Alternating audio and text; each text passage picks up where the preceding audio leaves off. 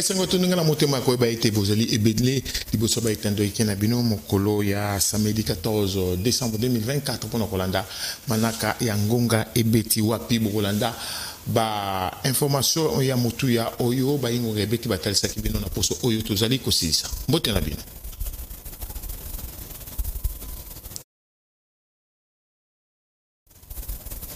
Toko banda bongo na kotal sabino mai oyo ba ingonga ebeti ba laksa kibino mokolo ya lundi 9 décembre 2024 bolanda ki bongo ndenge 24 kuluna oyo basamba kipe bazalaki condamné na peine de mort ba chimina ki bango esika wa pesengela ki ba purger peine na bango pe bolanda ki plénière ya assemblée provinciale ya Kinshasa wapi ba zwa ki bongo mokano ya ko tinda ba élus provinciaux pe ba personnel na centre moko médical ya Kinshasa bolanda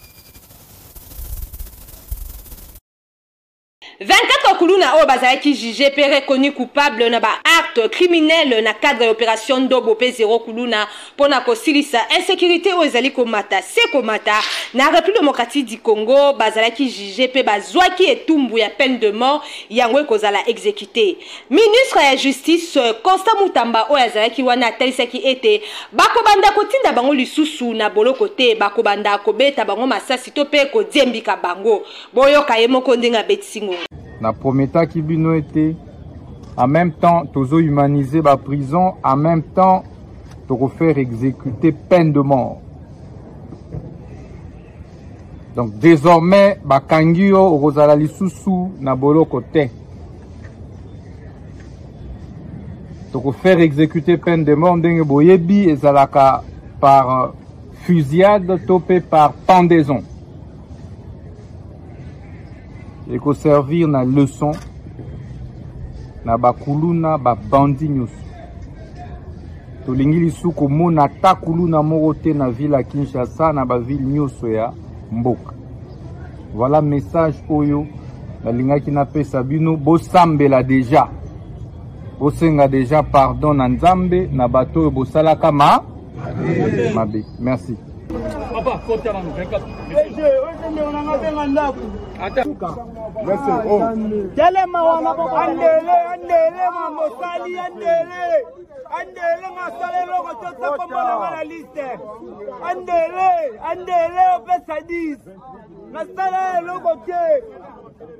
Ngonga ebeti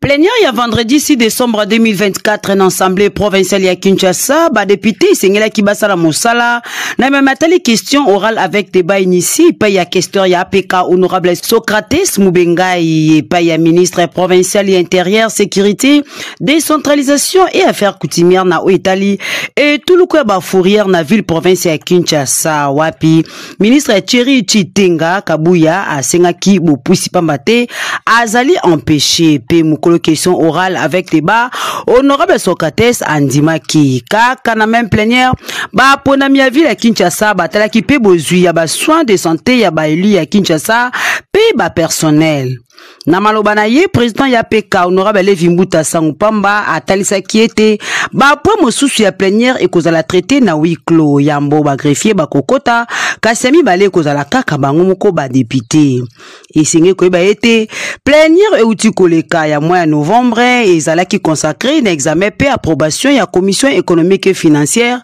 relative na audition ya ministre provincial ya finance ya kala ngonga ebeti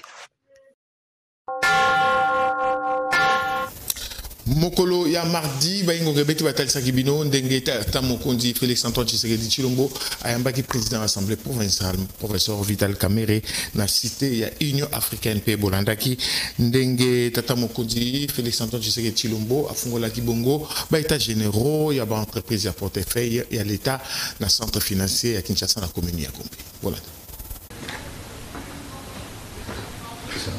48 heures topé mikolomi balé avant que deux chambres à parlement basangana bongo na congrès pour na koyoka discours sur l'état de la nation à tata mokonzi ekolo Félix Antoine Tshisekedi Tshilombo discours oyo ezalami makasi pa baimboka président ya chambre basse ya parlement mwana mboka professeur Vital Kamerhe à Kendeki Bongo mokolo ya lundi 9 décembre 2024 na cité ya Union africaine pour na kokutana na tanda mokonzi ekolo na tina ya kolengela événement monene oyo elongo ba solola kipe na oyo itali situation ya vie ya bakongomani bongo na likambo ya constitution speaker ya chambre basse ya parlement atalisi ete azali d'accord na likanisi ya tata mokonzi ya kokela commission moko pona kotala likambo ya révision ya constitution. Boyokai. Nous avons balayé tous les secteurs de la vie nationale. Nous avons parlé du social des Congolais, de l'économie, et ceci nous ramène au développement. Bref, on a passé en revue les 145 territoires. En ce qui concerne la révision constitutionnelle elle-même, je voudrais rappeler aux uns et aux autres, évoquer cette question, ce n'est pas un tabou. C'est dans la même constitution, à l'article 218, où l'on prévoit le mode de sa révision et qui sont habilités à prendre une telle initiative. Au numéro 1, c'est indiqué le président de la République. Au numéro 2, c'est le gouvernement réuni en conseil des ministres. Au numéro 3, c'est chacune des chambres du Parlement par la moitié de sa composition, c'est-à-dire la moitié des députés, la moitié des sénateurs. Au numéro 4, c'est la population congolaise par une pétition de 100 000 personnes. Mais alors, où est le péché? Je ne vois pas où est le péché. Nous sommes toujours dans la légalité constitutionnelle. Mais maintenant, quand on commence à réfléchir, certains préfèrent réfléchir à haute voix, d'autres à voix basse. Certains préfèrent aller trop vite en besogne, ce que le président n'a demandé à personne. Le président de la République a indiqué qu'il va mettre en place une commission constitutionnelle qui sera chargée, multidisciplinaire, qui sera chargée de réfléchir sur cette question. Mais cette commission n'est même pas encore mise en place et n'a pas encore réfléchi. Mais il y a des gens qui ont le don de lire ce qui viendra. Mais cette commission, on ne dira pas que c'est une commission seulement de la majorité. C'est une commission qui va réunir toutes les forces politiques et les forces vives de la nation. Ngonga Ebeti.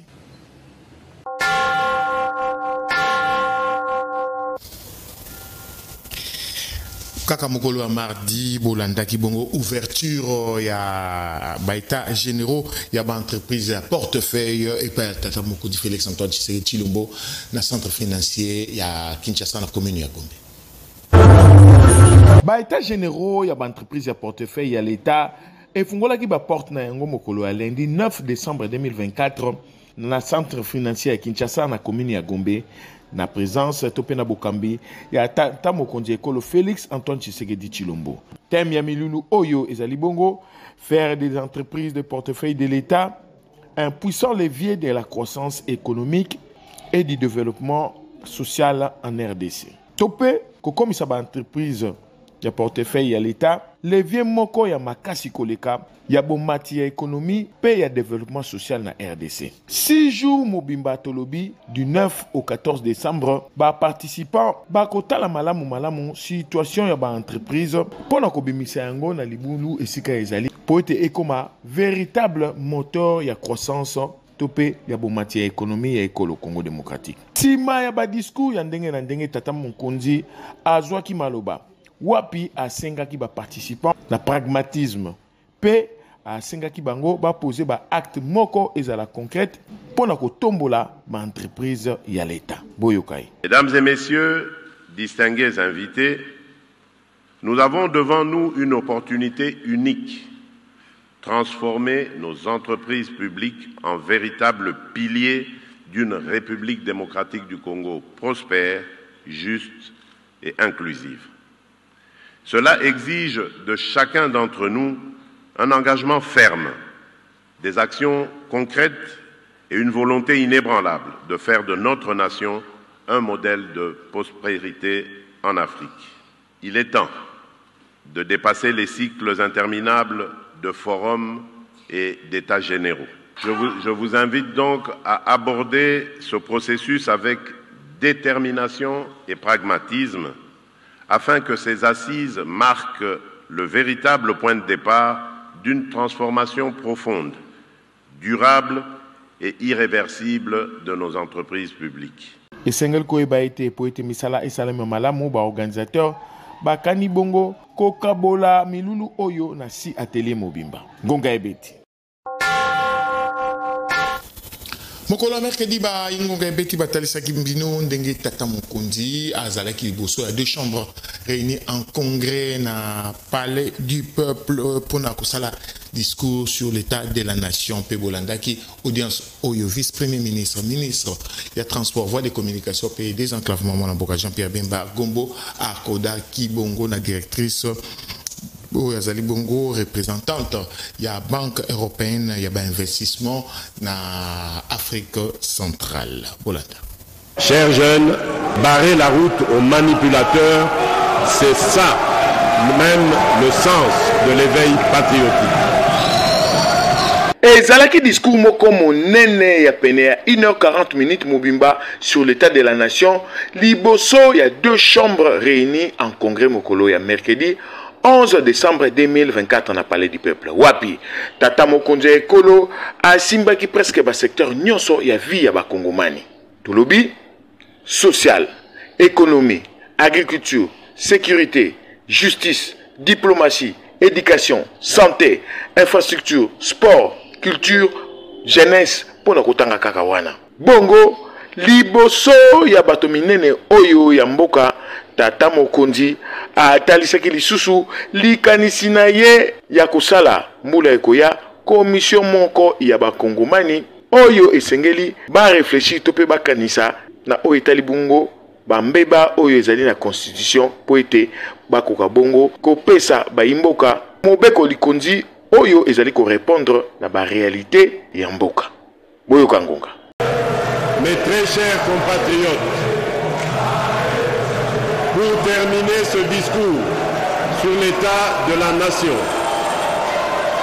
je dois rappeler que cette première année de mon nouveau mandat a été marquée par un démarrage raté, ou plutôt retardé, j'allais dire, notamment en raison du temps nécessaire mis pour la désignation de la première ministre et la mise en place des institutions conformément aux prescrits de notre Constitution. Ces délais, bien que contraignants, étaient indispensables pour respecter les échéances et les procédures fondamentales de notre démocratie. Cependant, cette situation nous invite à une réflexion commune. Il est peut-être temps d'engager une réflexion nationale sur une réforme constitutionnelle. Afin d'éliminer les failles qui ralentissent le fonctionnement de notre appareil étatique. Cette démarche consiste uniquement à lancer une initiative visant à inviter nos compatriotes à une réflexion sincère pour bâtir un cadre institutionnel plus adapté aux réalités et aux aspirations de notre peuple. Gonga Ebeti.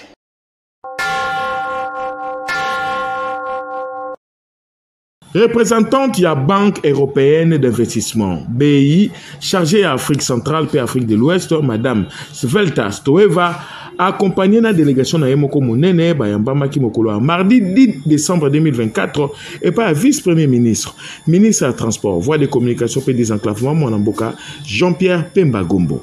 Na mesa ya masolo na bango batalaki mingi likambo ya ba investissement oyo BEI et Kaniko Sala pour soutenir le projet de développement dans le domaine du transport dans le Congo démocratique.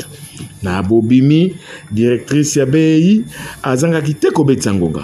Nous avons discuté des grandes lignes de notre soutien au secteur des transports pour le Congo, surtout pour les corridors stratégiques régionaux tels que le corridor de Lobito, mais aussi le corridor Douala, Bangui et Kampala qui passent par la République du Congo, et aussi bien les transports ferroviaires, les transports multimodaux, les ports secs et autres qui sont vraiment prioritaires et primordiaux pour le développement du pays.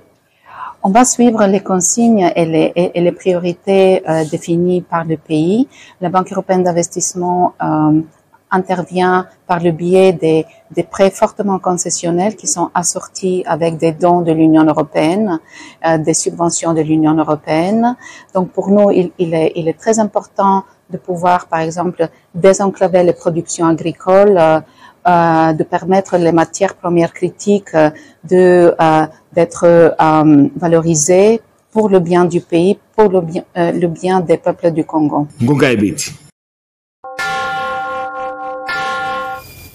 Mokolo, il y a jeudi, Talaki Ndenge, na siège du mouvement de libération du Congo, secrétaire général. Il y a parti moi Mboka Jean-Pierre Bemba Gombo fidèle Babalawando ayamba kibongo bakadre ya parti ya Okatanga pe Bolanda Kindenge Mokambi ya Siat ya la police ya Bumbu Major Hortense a présenté kibongo bakuluna oya kangaki na cadre ya opération Ndobo pe 0 kuluna Bolanda.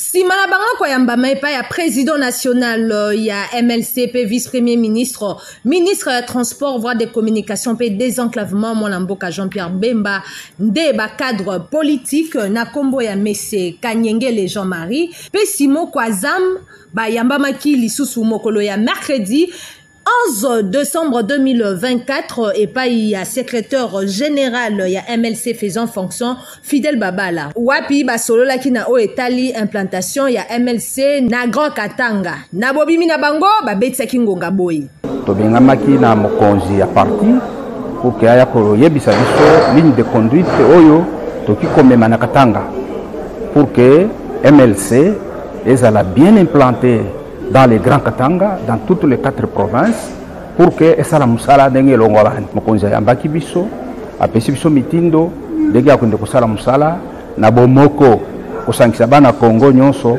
na nzela moko na kusala elongo sans discrimination et surtout fidélité ya mokonzi na kotosa mibeko ya statut na règlement intérieur.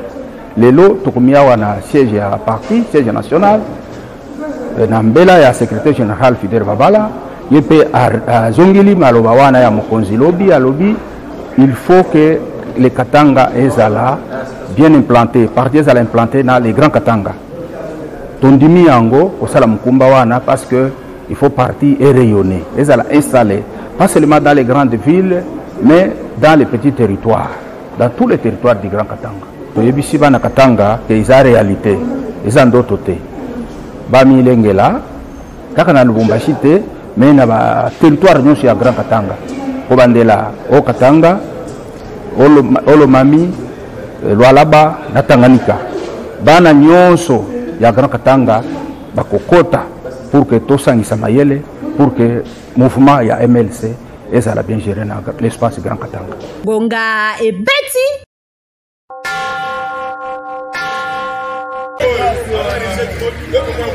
Voilà. Na cadre de l'opération Ndobo oyo ezala lancé mikolo leki et pas ya ministre intérieur Jacques Chabani pour na 0 kuluna na ville ya Kinshasa Major Hortense ya 7 ya commune ya Bumbu elongo na équipe na Mobimba basala ki mosala monene ya kotrake bakuluna oyo bazali ko nyoko la population ya commune ya Bumbu na bandenge nyoso koboma kokotela batura bandako koyiba pe kosala makambo belé ya mabe awa Major Hortense atandaki bango liboso ya bato wapi abeta ki c'était makasi na kosenga na bakuluna oyo batika misala na bango ya mabe po soki te mibeko ezali sima na bango ya makasi boyoka ndenge abetaki ngonga 0 kuluna na Bumbu Bumbu 0 kuluna bakonzi ya mboka bapongoli opération Ndobo na opération Ndobo nazosenga bamama na bapapa ya Bumbu mwana moboti nyonso apatela mwana na ye pe abomba mwana na ye po opération Ndobo tozosakana te soki kaka mwana na yo abimi kosala kuluna na Bumbu awa tokokutana na ye cheti wana eza baarme na bango oyo basalelaka kuluna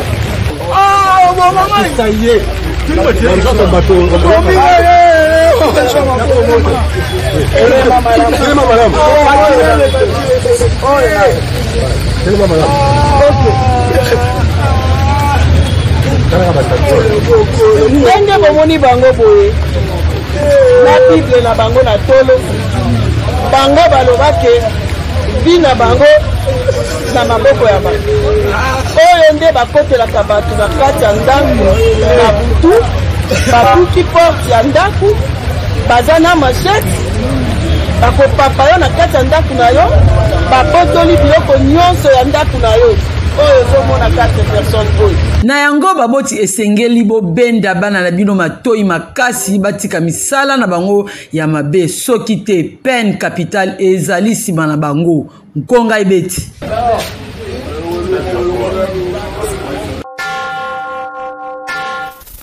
mokolo ya vendredi bayingo ngebeti batalisaki bino audience foraine oyo esalemaki bongo na ndako ya la police ya district ya Funa na avenue de la Victoire na commune ya Kalamu wapi bakuluna oyo bakangaki mingi na Funa mingi pe na bumbu oyo bauti kolanda basambaki liboso ya bazuzi moko na bango poison ozaki na ko bakangaki na major Hortense pe asambaki na kombo ya Demo pe lisusu bolandaki briefing oyo vice premier ministre ministre ya intérieur sécurité décentralisation pe ba faire coutumière mwana mboka Jacquemin Chabani azalaki na yango elongo na ministre ya communication pe média mwana mboka Patrick Mouyaya na oitali bongo opération ndobo pe opération zéro colonna bolanda